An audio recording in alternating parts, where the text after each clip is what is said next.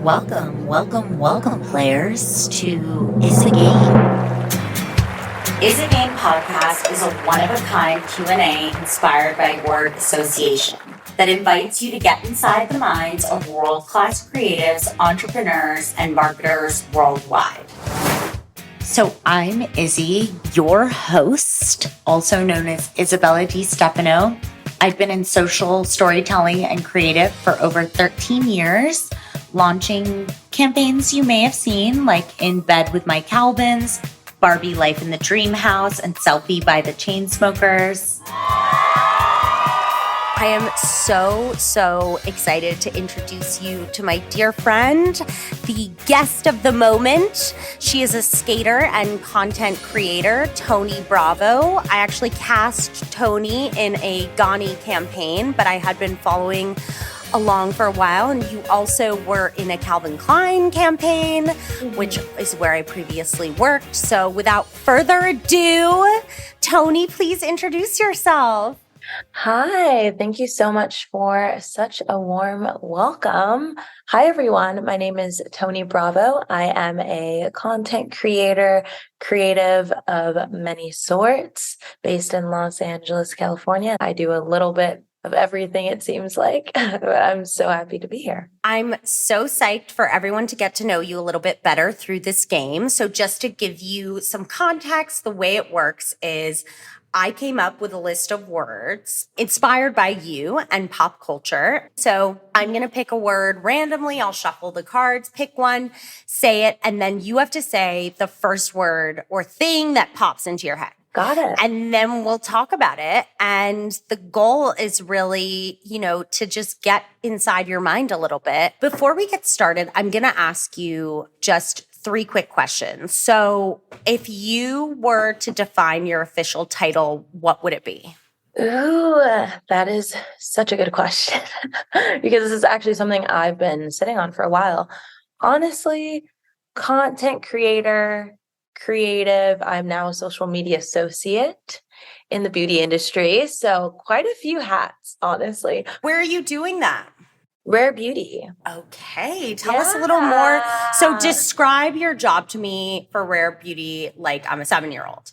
Okay, so I shoot TikToks, I take pictures, I have a lot of fun, and I basically get to play around with our social media platforms, specifically TikTok, IG stories. I help shoot and kind of come up with the storytelling elements of how our stories flow on social, specifically, usually video based, but sometimes we do a quick little IG story. We were just in Texas 2 days ago at Miraval, and I was shooting some event stuff there, which was really fun. But basically, I shoot videos, I have fun, and I get to play around in social for a beauty brand. That's amazing. What's your favorite part about it? I think my favorite part about it has to be the creative freedom. My team is amazing and everybody just gets it. I think especially when it comes to TikTok, it's nice to be around people who get it.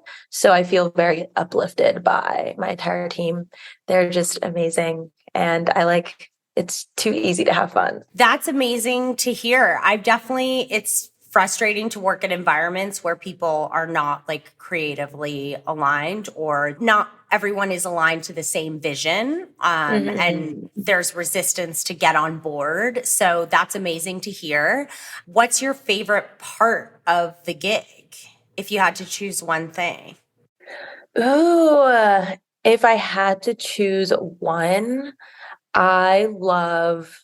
there's kind of like a pocket in between where I'm shooting a video and I'm editing a video. And when I'm like thinking about how I'm going to edit it, how it's going to flow, what I can do with it, there's like endless possibilities. And I think when I'm in that pocket of like that specific headspace, and I'm thinking about how I want to piece it together, what audios I want to use, how I want to tell the story that I just shot. And kind of just like sitting in that space for a while is, I think, my favorite part, because I'm able to explore all of the creative parts within my own brain that I didn't even know existed sometimes. So that has been my favorite currently. Like the content strategy. I love that. Okay, so let's play the game so we can all get inside your mind a little bit. So Let's I'm do going to it. shuffle the cards. Aren't these cute? Those are adorable. So I'm a nerd. Okay. Let me shuffle, shuffle, shuffle. Okay, I'm going to pick one at random. Perform. Star is the first thing that popped in my head when I hear the word perform. And I'm not necessarily thinking like pop star, but when I'm thinking perform, I guess stage also comes into my mind. Like a physical, but also like a metaphorical stage. So But what did you see? I see. Okay, well, first of all, I was low-key a theater kid in high school. So Ditto. okay, love that. Love Ditto. that. I think I naturally think that when I think of the word perform, a lot of times that's where my headspace goes. So I saw like a black box theater stage. Oh, I see it too. And my Mhm. theater teacher, Mr. Chris Gow, who was like a mentor to me, I see it. It's all coming back. So what was your favorite role that you played in high school? Ooh, see, the thing is, as much as I loved performing, my favorite part of like working in the black box theater was actually being behind the sound booth and working sound and lights. I had too much fun doing that because I had done a bunch of different roles. I actually had my little sister cast as like one of the roles too. She was like 7 at the time. It was so Oh my cute. God, that's too cute. We're going to be following up for a visual. Adorable. No, she was so into it. And I had so much fun. We did so much in that class, but I think that was like my first taste, like being behind the stage of like the ins and outs of a production and really being hands-on in a way that I've never experienced before. So I think that's what stands out to me is my first time being behind that like sound booth and operating lights and sound was like magical. What was magical about it? Like, was it the controlling the environment? Like, what was. I think so. I think the ability to change the emotion of the stage so Love quickly that. with a button or a sound change or throwing in this visual effect or throwing in that, like you just have all of this control and power almost over a scene or the end of a scene. And that was something that I was aware of being in theater and performing on the stage. But there's definitely a different relationship to it when you're the one controlling it. And I think the first time I was actually behind that soundboard, I was like, wow, this is so different. And I love it. And I think that was one of the first times I realized that I'm someone, and no matter what field I'm in, I love a good 360 understanding of whatever I'm doing, which translates very well now to being a content creator and also having a job that is a little more behind the scenes, not all about me, kind of working for a brand, not me being the brand all the time, So I think it's definitely translated quite a bit now that I'm like thinking about it. Yeah, I was thinking the same thing. I think it's amazing because as a content creator, you have to wear many hats. You have to think about the music, you have to think about the environment. And if you're on camera person as well, you have to think about your own like personality and what you're bringing to that performance. I also loved what you said about changing the emotion because emotional storytelling is the most authentic way, I think, to even approach brand storytelling. Like, Totally. versus leading with, okay, you want to push this product, but like, what is the emotion? What is the emotion you're trying to create? Or what is the emotional story that people can relate to? Totally. Like this is the first time I feel like I'm actually like saying all of this out loud and realizing how much it's that love for having a very well-rounded understanding of my passions and the things I'm into has translated, even though I'm, not a theater kid now. No, it directly translates. 100%. Exactly. Isn't that interesting? Because I mean, the stage is content. So do you now aspire at this point in your career to rise in a social media content creation role? Like, do you have a larger goal in mind? Honestly, for the longest time, my biggest goal was just to, like, be content and be happy with what I do. And that's just, I've always found myself in the content space. And I think for me to feel fulfilled, I will always want to be able to pour into as many passions of mine as I can, and as much as like I can take, just like with my own bandwidth. So I do think I see myself growing in the social media space on my own platform, but also from a behind the scenes perspective. I'm so grateful that I have this balance where I'm able to create my own content, where it's like, it's me focused, I'm doing my own thing, but I get to take a step back and do social media and content for a brand that has intentions and a mission that's bigger than myself. And I think that is what grounds me the most, because I do think doing my own content creation and social media is great. And I've always loved it. I just think being a freelance content creator for a while, I was like, I feel like there's something missing. There's something, I love social, I love content, but like, I want something a little different. I want something a little more. And it was just so interesting how this role that I have now at Rare is just like showed up. Like the universe was just like, here you go. It just happened. It just happened. I was on LinkedIn randomly and I saw the application. I saw that there were like hundreds of people that had applied. And I was like, oh, like, why not just like throw in an application there? And 2 days later, I haven't left since. So it's Oh it's my definitely, God. Yes. That's really, it really speaks to, even if you think, oh, it's unlikely or you're not sure or should I do this? I really think that, yes, the worst thing that can happen is that it doesn't happen. Totally. Always shoot your shot. I think that's also been like something I've gotten a lot better at, is just going for it and not being afraid of the worst, which usually is just a no, or, I'm like, the worst case scenario is that I stay exactly where I'm at. And you know what I mean? Like I was kind of just like, there's nothing to lose here. I'm just going to apply. And it just so happened that Rare was a brand that I was also looking into before. I was like, this brand is so cool, their mission, everything they're all about. And I think it just aligned really well for me. That's amazing. I'm so, so happy for you. This is going to be such a great growth opportunity for you. Thank you. What do you think? Was it going through college, that experience? Was it the experience of being a creator for yourself? Like, what got you to that place where you felt confident enough to be like, yeah, shoot my shot. I'm going to shoot my shot. Yeah. So I was just starting my senior year, actually, when I applied to BuzzFeed. So I was doing social and content there for a while before Rare. And I was so nervous to apply. And I was like, should I not? Should I shoot my shot? I don't know.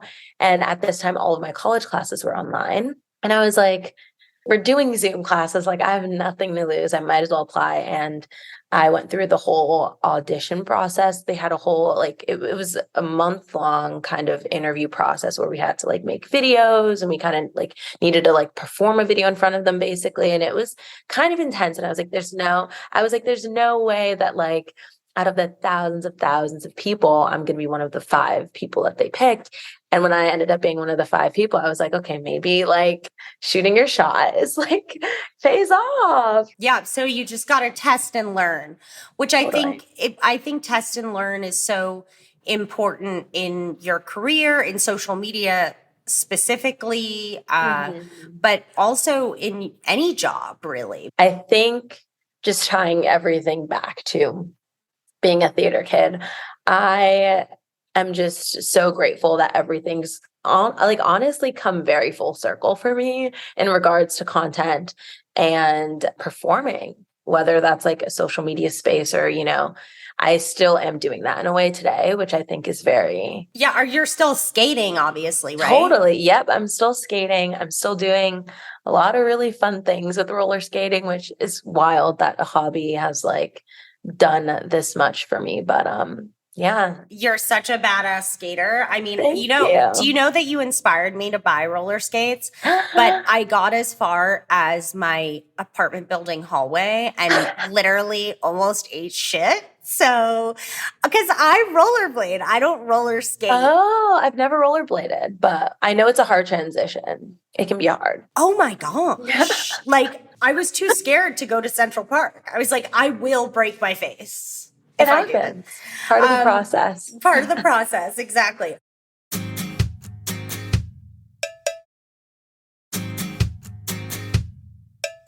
Okay, let me pick a new card. Guitar. Ooh, the first thing in my mind, it was visual. Okay, so when you start learning how to play guitar and you get those like divots Mm-hmm. in your fingers, that was the first visual, and practice was the first word that came into my head. First of all, I got my first guitar when I was like 7 or 8. Oh, wow. Yeah, and it was like one of those cute kind of like toy acoustic guitars that my dad Cute. bought me. My dad actually played the guitar, so he bought me like just a toy one to like teach me some things. And I just would remember getting these like divots on my fingers, and I was like, this is not it. Why is it ruining my hands? I was like, this is not it. I need my hands to stay soft. Like my hands are getting like I just remember that being the first thing. I was such a little like I was like, there's no way my hands are gonna get hard from this. Like No. there's no way. Like there's no way. It was ruining my nail polish. And I was like, what is the appeal? I was like, no way. So I was like not into that. And then I went into like piano and stuff like that.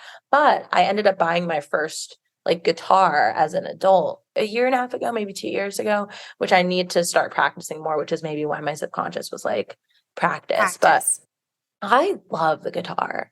I love music. I've always been a little music kid. I've grown up in like chorus and choir and doing all of those things in school. And music's always just been such a fun outlet. I don't think it was ever anything I was like, I'm going to be like a singer, songwriter, musician person. It was always just like a fun thing to do that I never took super seriously. But the guitar is like, I think, my instrument of choice now, which is funny. What's your favorite song to play on the guitar? Ooh, honestly, with this specific guitar that I've gotten, I have not learned a single like song fully. I just pull different chords from my favorite songs. Like I would look up like certain like Phoebe Bridgers songs and pull out chords and literally just mush them all together and make my own like little chord progressions and record them on my iPhone. I love this. Yeah. And I was like, I don't know why I just couldn't sit there and learn an entire song. I would just be like, oh, I like that chord from that song. I like this chord from this song. And I like that one. I would just like kind of make these little like 4-chord things. It's the creator. I think so. I think that's what it is. And so that's how I would motivate myself kind of to learn more, is that I was like, I'm creating something new, which I think was what was motivating for me, instead of like learning a song front to back that I know. Kind of creating something that I didn't know already was like more enticing to me. So I'd always just like pull these different chords, or like I'd be like, oh, I like how that sounds. I mean, I need to really get back into it now that I'm talking about it. Yeah. I took guitar, a psychic like many years ago. So random. She told me many things, but she told me you need to get into music. Oh. And she was like, go see this guy, Chino. And Chino started giving me guitar lessons. And yeah, and then it kind of dropped off, but I loved it. And I should maybe take it up. I think you should. That was what your psychic told you? I feel like that means something. Do you believe in psychics and stuff? I've never gone to a psychic before. Actually, at this work retreat that I just came back from, there were like on-site psychics and mediums and clairvoyants. What? I need to come work for Rare. Yeah, no, I think it's called Miraval, and I know they have one in New York, they have one in Arizona, and one in Austin, and it's basically this kind of device-free kind of spa resort kind of situation. And there's a bunch of different activities. And there were like clairvoyants and mediums and psychics. Their classes filled up so quickly, so I wasn't able to take any. But everyone I talked to that talked with them, they were being read. They were obsessed with their readings. And I was like, I love that for you. I really do. I think a lot of times, whether or not you do believe in those things, it honestly, a lot of times is just a reflection of what you're already telling yourself or what maybe you need to hear.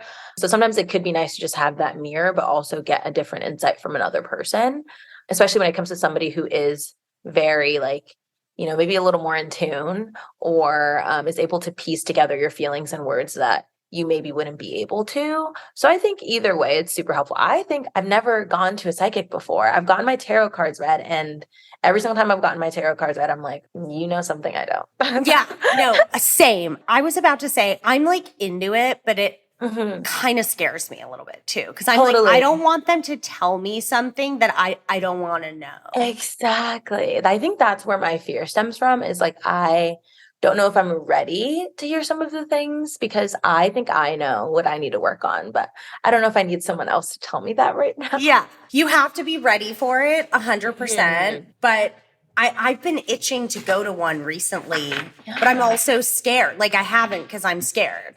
I don't know. One of my mentors, her psychic, she's not practicing anymore because I would go to her, but she literally predicted who she was going to marry, what their name was, Oh my and like all of gosh. these things that came true.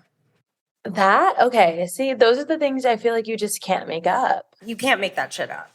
You can't. Okay. I'm going to pick another card. Oh, yes. Opponent. Ooh. When I think of opponent, the first word that came into my mind was camaraderie.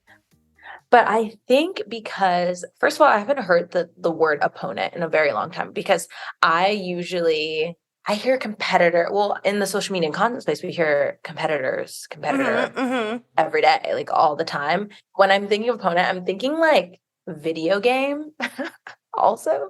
But I say camaraderie because I think anytime I would hear the word opponent, it did have like kind of a negative like connotation to it. I think that also just kind of falls into the whole competitor bubble for me. And I feel like I've worked like becoming an adult and becoming more like aware of my own feelings. And I think I've really been able to get away from a lot of the negative connotations I've had about like competitors or the idea of having like an opponent, unless it's like a game. Like, because if it's a game, like I will beat you if it's a game. Exactly. I was thinking about it from like sports skate perspective. Like if you were ever like Totally. skating against other people. See, okay. In the skate world, opponent, I automatically would think roller derby, and I've never done roller derby before. You haven't? It terrifies me. I am like 5'0",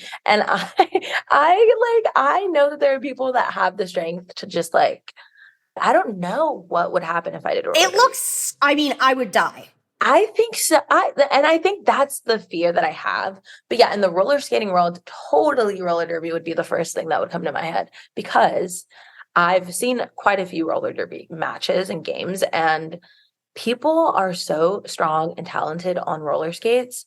I know some people start learning how to roller skate through roller derby. Like a lot of people, that's their beginning, which is great because you get a lot of balance, agility skills. But it's a hard place to start. Yeah, the sport. Honestly, I have so much respect for people who do roller derby, because I've never done it. I've done park skating. I've done regular just street skating. I've done jam skating. I've done basically all the different kinds of skating you can do. What is jam skating? Jam skating is basically like dance skating. So usually you'll take out your toe stops, so you get more of like a movement whenever you're doing any kind of like dancing or anything that's like a little more vibey. I would describe street skating as more like gritty, and park skating as more gritty, and jam skating as more like smooth, vibey. Okay, so give me some advice here. If I'm basically eating shit in my hallway on the skates, like what do I do next to explore that work? Because I'm like I really want to try it. And I've rollerbladed. So I'm like, there's got to be something there. Totally. Well, the first thing to do if you're falling down and eating shit is just to acknowledge that. So that's just going to happen. It's a part of the process. Like, I fell so many times. I thankfully have not broken or torn, ripped anything, but falling, I think the more you fall, the better you get at falling. So just kind of think of it as like, okay, the next fall is going to be better. Like, I'm going to know this is how I fall. Next time I can like make it hurt less. It's just a kind of a process, especially when it comes to this park skating, because that's where I started. Like, you can't learn how to park skate without falling many times, which is also why you have like pads. You have like knee pads, usually wrist guards. Usually have like a helmet if you're like doing something, kind of wild. But usually like that's just a part of the territory. Like, it comes with the territory, I think. I think that's very similar to, your career, falling, you're going to fail.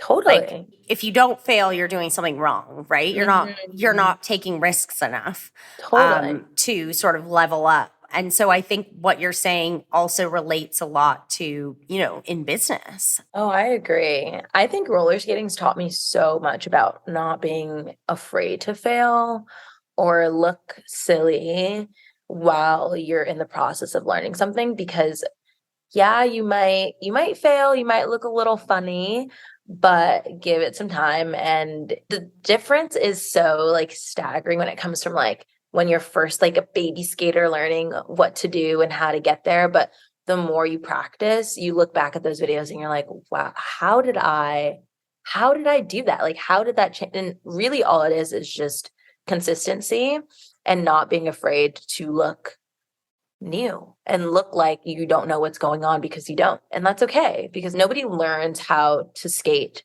within 5 minutes of putting them on. You don't come into this world with skates on. Like, it's a process for everyone. I think that this is so interesting because what it's making me think of, and I'm curious to get your thoughts on, is like Gen Z. One of the things that I really admire about Gen Z is like in work-life balance, boundary setting in a way that I could never do when I was that age. And there's this confidence about, some of the younger women that I work with that I really appreciate. But there's a lot of like articles out there and talking about millennials versus Gen Z. And here's the problem with millennials and here's the problem with Gen Z. And so what's interesting about what you're saying is like, I think for listeners too, important to know in a new job, and you just graduated, is like, you just put your skates on, right? So totally. Oh, I agree. I mean, there's so many parallels that I sometimes have to like take a second and be like, what is the universe trying to tell me? Yeah. Because the parallels are just sometimes they're just so clear in a lot of the things I pick up. So first of all, I feel like I have so many hobbies. Like, I roller skate. I just picked up like knitting and crocheting this year. Oh my God. I've done I think usually my favorite part of a hobby is being bad at it at first. Like, I think that's usually when I'm like learning something new. That is one of my favorite things about the new thing that I love learning too. I love it. How new I am and how much space I have to grow, and being able to like look back and see that this is where I've started and this is where I've, come to be with my practice and consistency. And I do think that it just parallels to like career and work life and all of the above, honestly. Have you fallen yet in your new job? Like, nothing wild, obviously, with content hiccups at times, especially. I think the biggest thing is when you're going from being a content creator where it's just you to a brand that already has these like instilled values and voice. And I think the whole part of coming into a space like that from a content social perspective is really trying to understand that voice and that connection that they have with their community, because that's not something you learn within 24 hours. That's something that's grown. You grow to understand with a brand. So I think that was like one of the biggest learning curves for me, because I mean, when I'm making my own content, like it's about me. Like I run it through myself. Like if I have an idea, it's run through me, and then I just, I post it, or I do it, or I say it.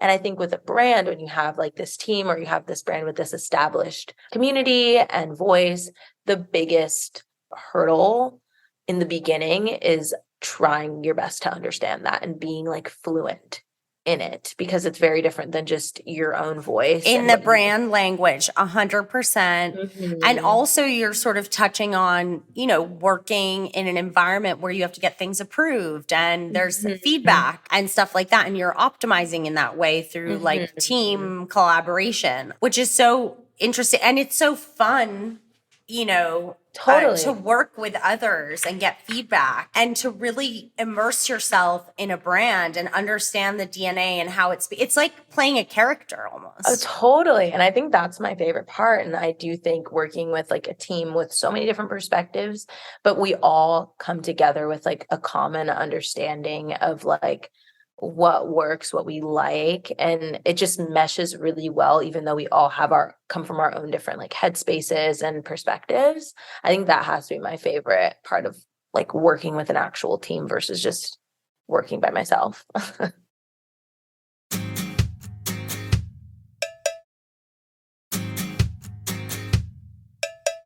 Okay, let me pick another card. Yes. What's it gonna be? Let's see. Camp.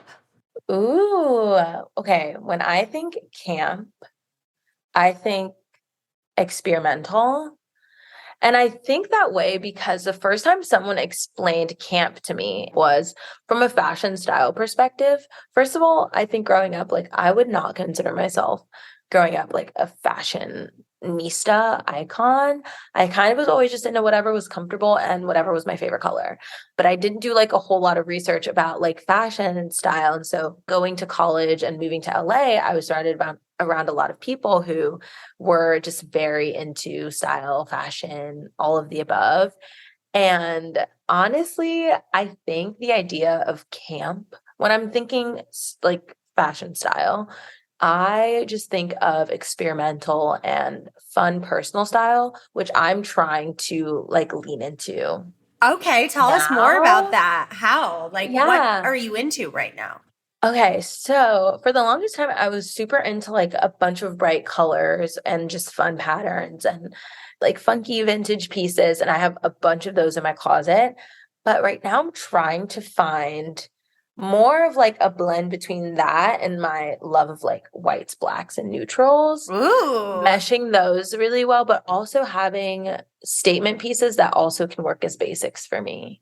Like I'm trying to find a good medium for me at this moment. And it's difficult. It's not easy, but my goal is to have a personal style sense where it's like my entire closet, I can just put things together and really seamlessly. Works. Yeah. And that takes time. Building a wardrobe takes time. Your style evolves as you change. Even with the seasons. I mean, I'm so into pink. It's like disturbing, but as fall approaches, it's like wearing red and like darker colors. What's your favorite color right now?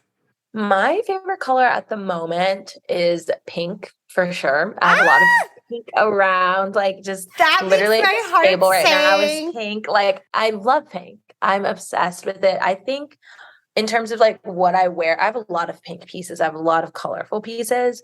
I think my biggest challenge in like figuring out my personal style is just realizing that my style evolves so quickly and like so much. And I think even like a year and a half ago, I'm like, that is so wild that was like my sense. Like it just changes so quick. It's so it's weird to look at old pictures. Yeah.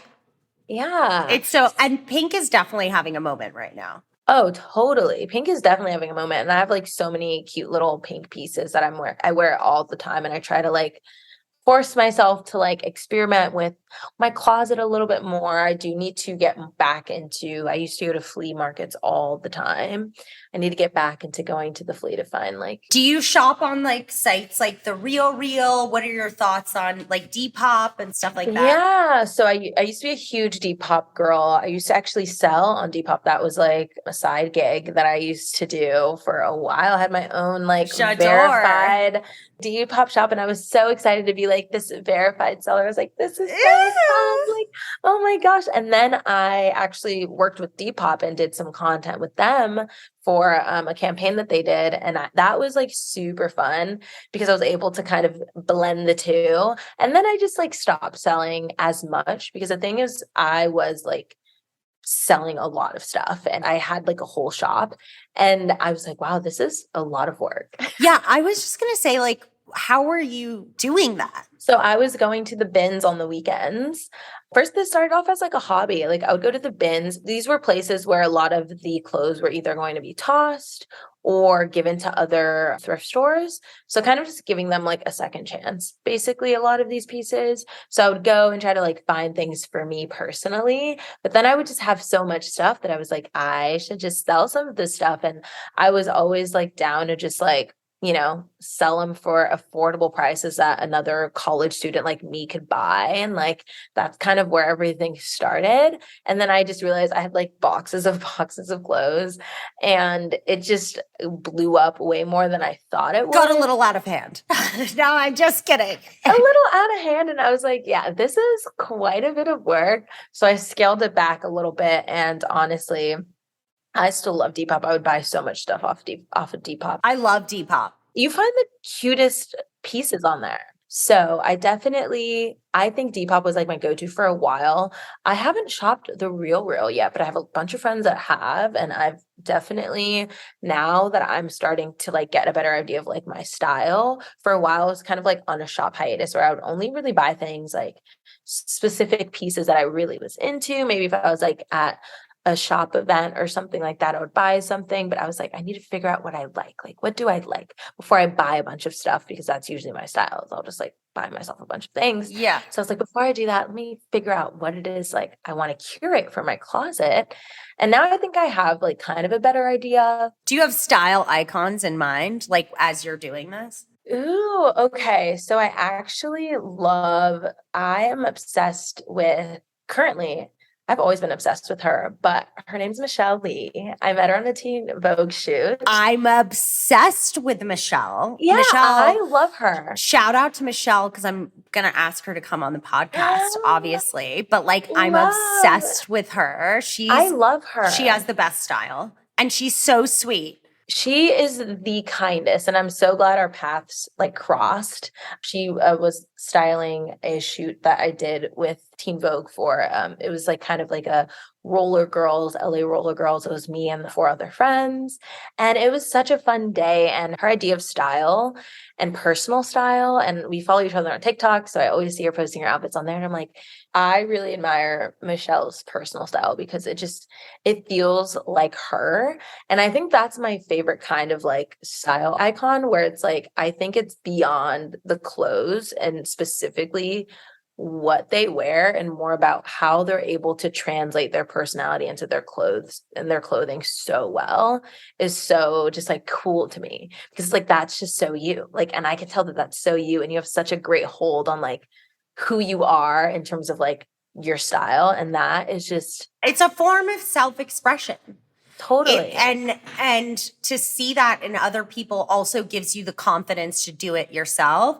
Mm-hmm. And it's authentic. I know what you mean. You can like totally tell when like a celebrity, for example, is wearing an outfit that's like so not their personality. Yeah. It's honestly, it is a skill. And also having great personal style enough where you can go in your closet and your pieces just mesh. Yes. So well together. That is like being a good shopper. Can we talk about the fact that there is like strategic shopping? Oh, totally. Having a wardrobe that can work for you in so many different ways and work with you and your other pieces is such a skill.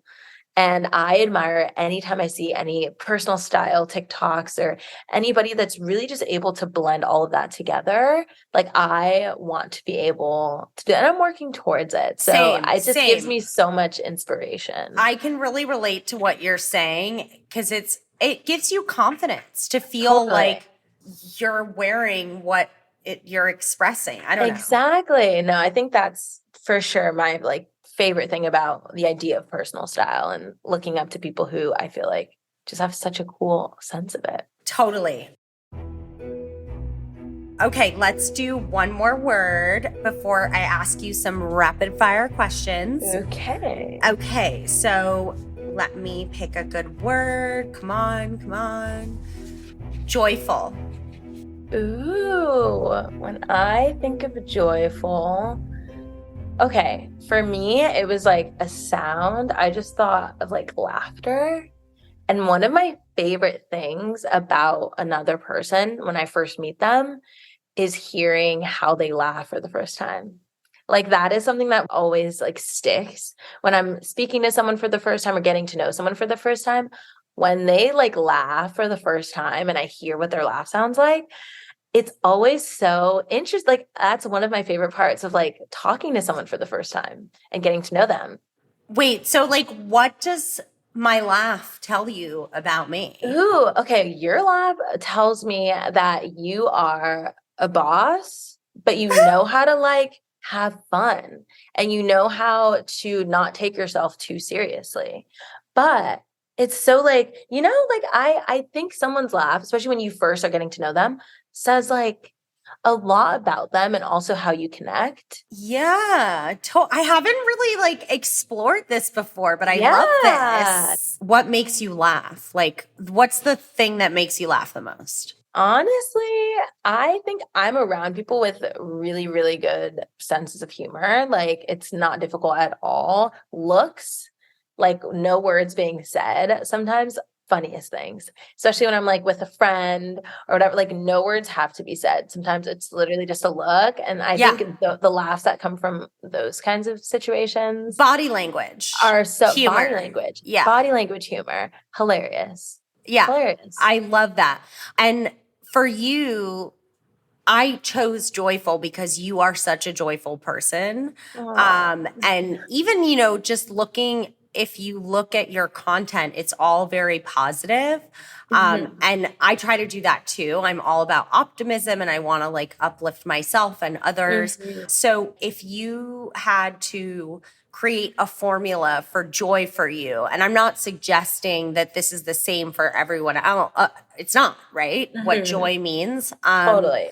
Like, what would your formula be? I think my formula is always having a balance between passion and rest. So whenever I'm doing something that I'm super passionate about, whether it's a new hobby, like roller skating, knitting, content creation, whatever it may be, usually I tend to get really into whatever my hobby is when like at any given time.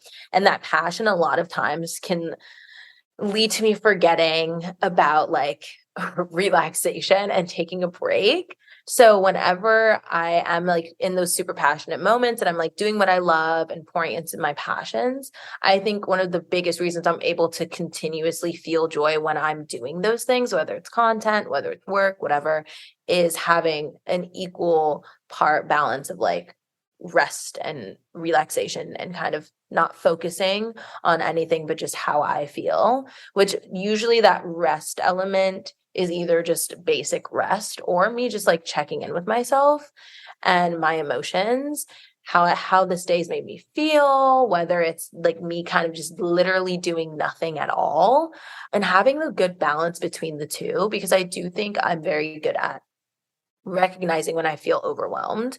And being someone that just seems like they're always doing so many different things, it's very easy. Yeah. It's very easy to feel very overwhelmed very quickly. So I think for me, what works best is recognizing immediately when I am feeling like I'm doing a little bit too much and taking a step back and not feeling guilty about resting and taking the time away that I need, because I know ultimately it'll help me and my passions in the long run, because burnout helps nobody. No, and I've been there. So when you check in with yourself, what's your process? Like, do you just kind of internally talk to yourself? Do you write that down? Are you a Yeah. journaler? Yeah, so it kind of depends on my emotional bandwidth of the day. So if I feel like I've had a long day and I need to check in with myself, sometimes I will literally just take a nap and listen to an audiobook and like literally just let myself fall asleep to an audiobook or a podcast that I find really calming. Or I literally have started doing like video diaries on my MacBook. Ooh, I love this. Like on just like photo booth moment and literally just video diaries. And I used to do this when I was like 10 on my little mini I did too when I was Microsoft. little. Yeah, see? And I think it was super healing for me to just like talk to a camera. This wasn't going to be posted or seen by anybody. It was literally just like for me, myself, and I, but it's really cool to look back. I love this whole concept. I'm going to try it. Do it. I love it. And even looking back at old little mini video diaries of me from like a year ago, it's a really great way for me to like see, hear, and understand where I was at a year ago. I also do journal as well. I just think there is something about video journals that's very unique and like capturing like my facial expressions and how I'm feeling that day. That's what I'm saying. Yeah, like how are you physically feeling? Exactly. And I think how like certain emotions manifest in my body is like also very clear on video. So if I'm feeling stressed or I'm wanting to talk about something, if I'm writing it, I think I can translate it pretty well there. But on video, like it's very clear how that day is kind of manifested on my face. I need to try this. It's like a I time love it. It's a time capsule. Oh yeah, and I like look forward to like a few years from now when I like look back at some of those videos and I just get an even better idea of like the person I was. Is there an app for that? Like There video needs to diary? be. Should we make one? I think that would be so cool. And like I would love it. It gives it back to you. Like either you can choose. It's like once a month, once every 3 Like months, a time capsule? once a year. Yeah. That is so okay. Honestly, I would love that because whenever I even see my Snapchat memories from like a year ago, I'm like, wow, this is so interesting. This was like a year ago I was doing this, but like a video diary is like, especially just for you, it can be so vulnerable because you know you're just like talking to yourself essentially. Like it's not something that like you're gonna go and post, right? You know, right away. You know, so I think that I found that to be very like grounding for me whenever I am feeling overwhelmed. Wait, I'm going to try this as an exercise. No, do it. I'm going to look into this because the technology kind of exists with like time hop and everything. Totally. Exactly. And why not take advantage? Yeah. We have an app to build. We have an app to build. So before we go, I want to ask you a few rapid fire questions. Ooh, let's do it. So first and foremost, what's your superpower? I think empathy is my superpower. I feel very deeply, and I think that's one of my favorite things about myself. I'm a Pisces moon, so it makes sense. I was just going to ask you what sign. sign. I'm a Pisces moon. So it makes sense, but I think that has to be my superpower. I think that plays a huge part of like feeling out another person's energy, the room, and just having the capacity to feel and feel deeply, I think is one of my favorite things about myself. I love that. Close your eyes and imagine you're 20 again. Okay. What do you see? I see somebody who is trying to figure it all out. She's confused. Okay. She's very confused in the middle of a pandemic. School, what is going on with everything's online. Teachers don't know what the heck is going on. Nobody's operated a Zoom before. Gosh, everything was just so blurry. Like that era was so blurry. I was 20 when the pandemic started. I turned 21 in the pandemic. Everything was so blurry. What was that like? What? Because that's such a milestone. I mean, what was that experience like? It was very surreal. Thankfully, I had a few friends. We just like had a picnic. It was very chill. But it was very surreal. Like I think this entire quarantine lockdown being like 20 something has just been so weird. And that is the best way to describe it because nobody knew what was happening and going on. And it kind of felt like, though, for the first time, I was like on the same page as a lot of people in regards to like not knowing what the heck is going on. Like my professors didn't know what the heck was going on.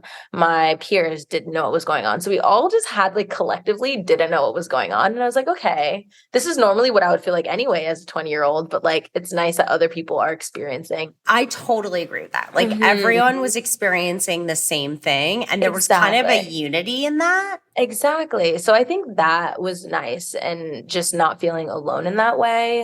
But 20-year-old me, like I was so happy, but still very confused. I had no clue what I wanted to do. I had no idea it would be like I'd fall into social media the way that I have. Very confused, but very happy and optimistic still. Like I was such a happy Because girl. that's you.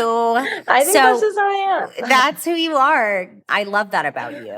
Give us Thank you. one creative social media or business prediction for the next 6 months. Ooh, I think within the next 6 months, social media is definitely stepping away. I think it's stepping away a little bit from what we all understood or understand the idea of an influencer to be.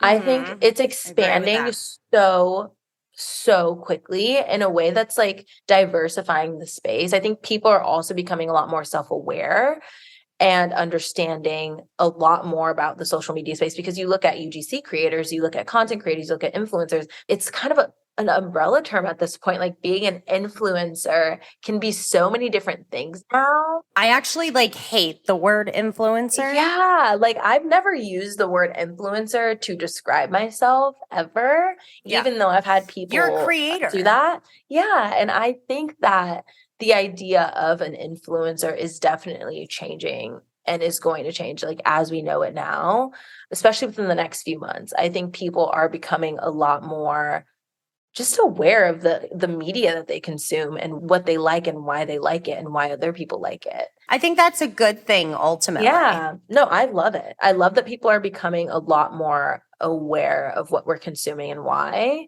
and also being okay with the changes that come along with that. Totally. Who are your mentors? Ooh, I feel like, okay, I have many mentors in my family. Like my parents are my biggest like mentors. I look to them for everything. My bosses at work, beautiful mentors. Like I have a million questions in one and they're like all of them are freaking amazing. I feel like I'm surrounded by so many great people. But I will say, yes, in my workspace, all of my bosses are amazing. I'm obsessed with every single one of them. I'm in a space where I feel accepted, but also everybody wants to see everybody grow. And that has to be my favorite part of like also working in a team, but my family as well. I have so many like aunts and uncles. So when you were in college, you were mostly mentored by your family, you think? That's Totally. amazing. Yeah, That's I would go to amazing. them for literally anything and everything. I have some family members that none of them are in the content creation space, but I do have some family members that are very familiar with like the entertainment kind of industry and that are in whether it's like modeling or acting that are like in those spaces. So they understand a lot of where I'm coming from just from a different perspective, which is so helpful. So that I'm just very lucky that that just so happens to be built in. What advice would you give someone in college who doesn't necessarily have mentorship within her family? Where would you look first if you were looking for a mentor? Yeah, so I would definitely say do not be afraid to reach out. There are so many people out there willing and wanting to help build young creatives and people who are really interested and hungry for information and growth.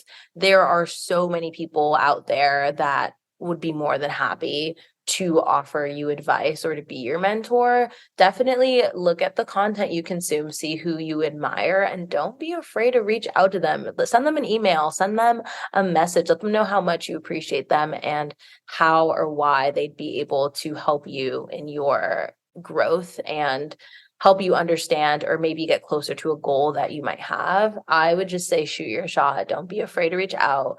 I feel like so many people are more than willing to help you out. 100%. And I think that's brings me back to like where we started, the idea of coming into your own in a way where you feel confident enough to shoot your shot. And I hope people listening to this are inspired to do the same. Last question, drum roll. If your life had a tagline, what would it be? Ooh, that is such a good question. I've literally never thought about this before. Well, my tagline would definitely have to have my full name in it, Toni Bravo. Because I feel like also on this trip, I had like 5 or 6 people tell me that they loved my full name. And I get that all the time, but it just like hit different. It's awesome. You have an awesome name. Like your fam did a really solid job. Thank you. I think so. I mean, I love my name. Toni Bravo. Toni Bravo. Yeah, Toni Bravo. Bravo, Toni Bravo. I feel like this is like me trying to figure out a tagline for my life is literally the tagline. Like I am the most indecisive person. So you're trying to figure it out. Trying to figure it out. Happily trying to figure it out. I think that's great. And because we're all trying to figure out our own situations. Yeah. And so, going into it with knowing that you're going to fall down, put your knee pads on and be prepared to fall. Totally. And do it with, optimism and joyfulness. So this was so amazing. I feel like I got to know you in a different way and I'm obsessed with you even more. We definitely have a lot in common and it was so fun to play this game with you and chat a little bit. And thank you all for tuning in to Is a Game, where we wordplay with world-class creators, marketers, and entrepreneurs. Toni, thank you so much for sharing your time with us. It really means a lot to me.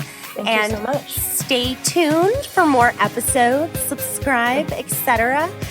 Thank you, everyone. Thanks so much for tuning in, gamers, to Is a Game podcast. Of course, subscribe to isagame.substack.com for bonus and exclusive content. We're seriously doing a lot of fun things over there in between episodes, including complimentary one-on-one 15-minute sessions with me once a week for one Substack subscriber. So get involved and also follow Is a Game podcast on Instagram and TikTok.